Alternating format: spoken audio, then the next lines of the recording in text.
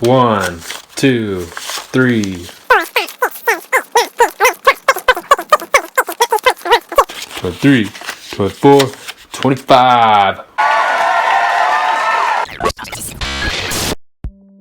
What's up, everybody? Welcome back to the channel. You might notice there's no car in my garage. That's because we sold it. And we sold it to the first buyers that came to look at the car. They wanted it, they loved it. They didn't even negotiate. They gave me my asking price right away.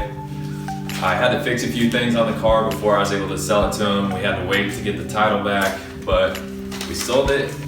We made $2,500. Well, we didn't make $2,500. We only made a little bit under $1,000, but we still came out on top. I was looking at auctions today, the Copart auctions, and I was gonna try to buy a car today to go pick up later this week, but instead, I did not buy a car from the auction. We're actually gonna go out to a town called Elbing, Kansas. Supposedly it's like 45 minutes away from here, and I've never even known it was there. We're going to look at a 2003 Mazda MX5. The guy says it's got some race car parts, and he wants $1,500 for it. It's a rear wheel drive car, and that's about all I know about this car. I think we can have a lot of fun with it, but I really don't know anything about Mazdas. My very first car my parents bought me was a Mazda B2300, which is a pickup truck, kind of comparable to a Ford Ranger. It was a really nice truck, but I put it in a ditch, messed it all up, and my parents got rid of it because they said I wasn't responsible enough for a vehicle. So I've never owned another Mazda since then, so this will be fun. So let's go pick up the car.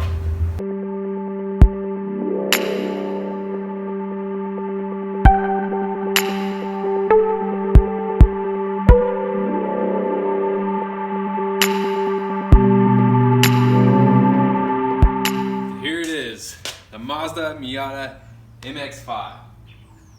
Wait a minute.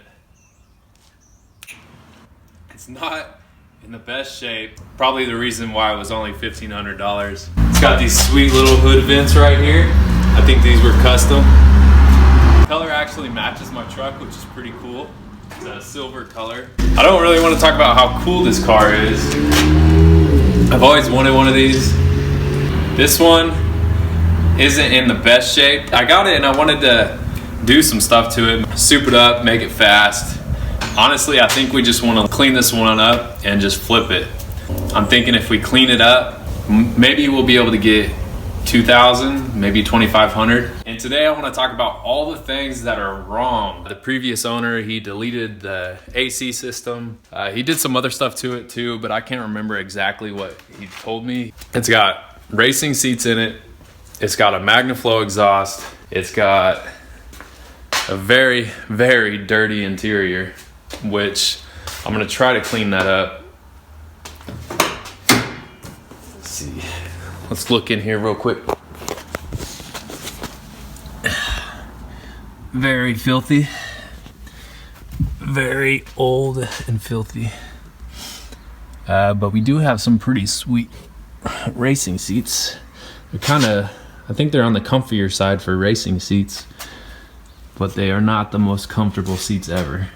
Hopefully we can find a door panel, probably replace that door panel over there and also this door panel, both of the door panels, because they look like crap. The previous owner said he put this topper on, so this is a new topper. It'd be really cool to have a hardback topper, but we'll just go with the one that's on it. But a nice little dinger right here.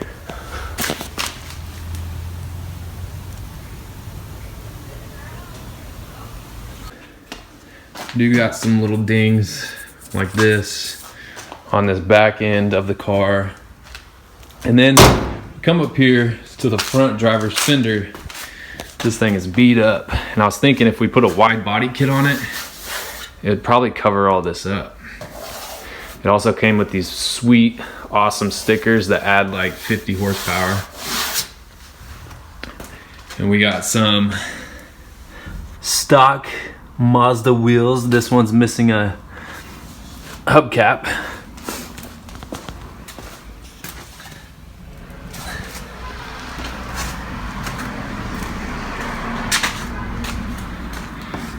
Gonna have to do something about these.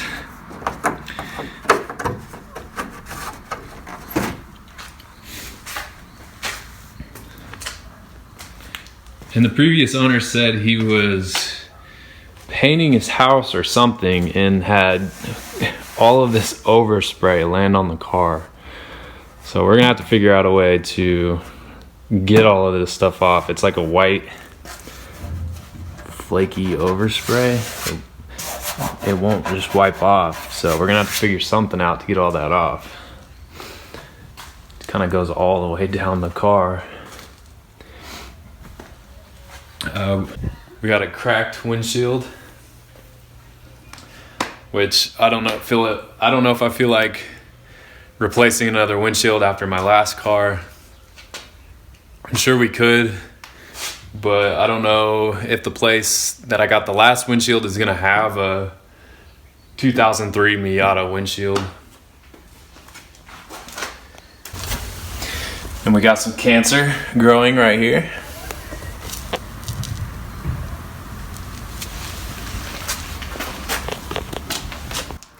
We also have a brake light out.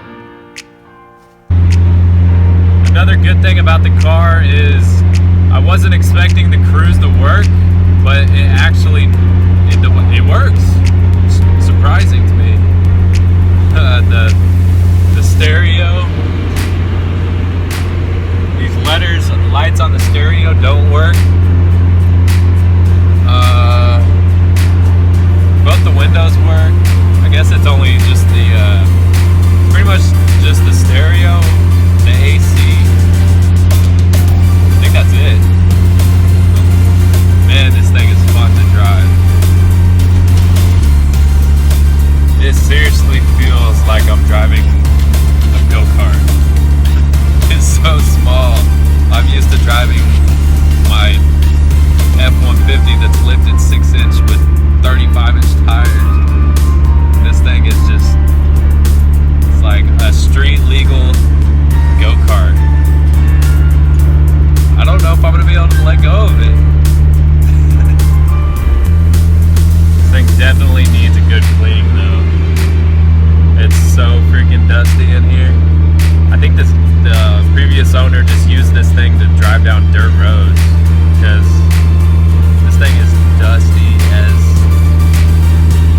dirt. Oh, now the check engine light is flashing.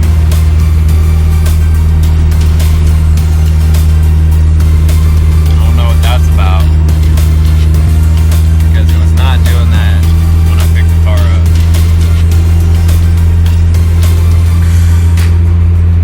So thanks for checking out today's video, guys. In the next video, we are going to be dismantling the front end of this car.